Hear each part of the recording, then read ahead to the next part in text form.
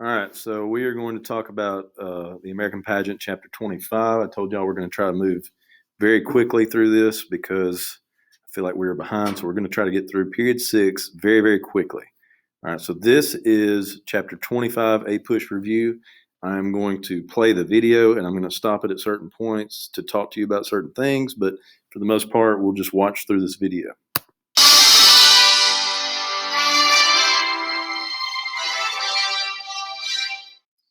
Hagen 8 Push. Today we're going to be taking a look at two topics, immigration and urbanization.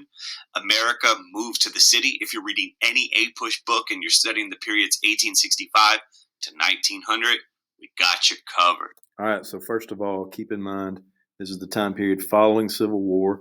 You're going to have a huge movement, a huge economic movement of the Second Industrial Revolution, and that is going to draw people into the cities. It's also going to draw people from other parts of the world to come to the United States.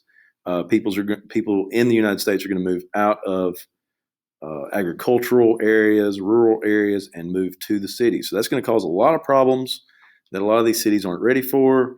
It's going to lead to reform movements. It's going to lead to new politics, really, as we move along.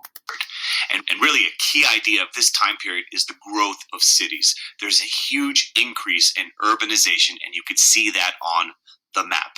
By 1900, 40% of Americans are living in cities, and by 1920, it will be over 50% for the first time.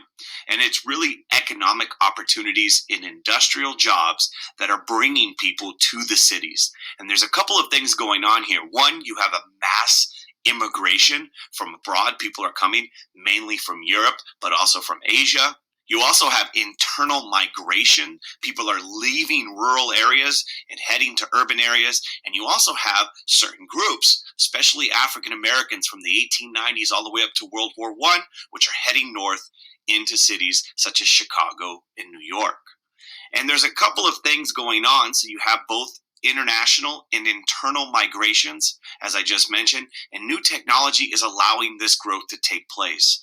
And really, you see in 1885, the first skyscraper. It's 10 stories high in Chicago. And remember, steel is cheaper now because of the Bessemer process, and steel is becoming more affordable.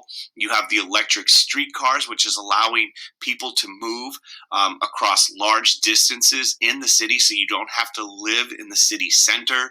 In Boston, you have the first subway. And with these changes, people moving to urban areas, you have changing roles, for instance, for women.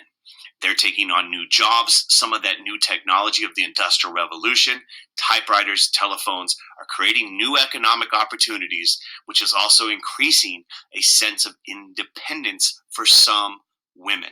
All right, so one of the things to touch on here is, like, with regards to skyscrapers, why do you think they were building skyscrapers? What's the issue that causes them to build up into the sky? Well, it's because there's only so much land in these urban areas that can be built on. So instead of building out, they're having to build up. So then you're going to get apartments that are going to be built. And, again, you're trying to get as many people into a square footage area as you can, because you can't spread out. You have to go up. So that's why you're starting to see tall buildings being built, things of that nature. Now, with these changes come certain problems. Not everyone lived in the wealthy mansions that you see in that image, and the challenges that arise are many. There is a huge growth of urban poverty. There's a rising gap between the rich and the poor. Many, many people live, like you see in that image to the right, in very poor conditions. In fact, this huge population increase in cities such as New York and Chicago causes problems. There's a lack of clean water. There's limited sanitation and trash disposal. So you have poor sanitations in the cities. You have the rise of tenements and slums. In fact, the famous dumbbell tenement was used as a way to pack more people into smaller and smaller areas. But in these tenements, in these dumbbell tenements, you have the spread of disease like cholera and typhoid and tuberculosis. And neighborhoods are not only segregated by class, wealthy areas and poorer areas, but by also race and ethnicity. So you have ethnic segregation. You could see that on the map of New York in 1910. Immigrant groups are staying in certain neighborhoods so that they can maintain their own language and culture, but also because of discrimination keeping them out of certain neighborhoods. And for instance, you're going to see this in Little Italy in New York. In the Lower East Side, it's going to largely be a Jewish neighborhood in New York, Polish neighborhoods of Chicago, famous Pilsen, and in the South Side of Chicago, you have a largely African American community. All right, so real quick, looking at some of the issues that cities bring. This isn't really necessarily an issue of city life. It's just an issue that that was that was brought about as a result of a growing economy, but people in the upper on the top of the economy were getting more and more wealthy because they own these industries, whereas people in the bottom part of this economy, they weren't getting poorer, but that gap was extending between the rich and the poor. So uh, that was kind of an issue of economic, it was an economic issue rather than an issue of urban life. Um, but these are issues in urban life: lack of clean water, limited trash disposal, tenements, slums, neighborhoods being segregated by race, ethnicity, and class. So you've got a lot of people in these areas that causes a lot of strife between those people.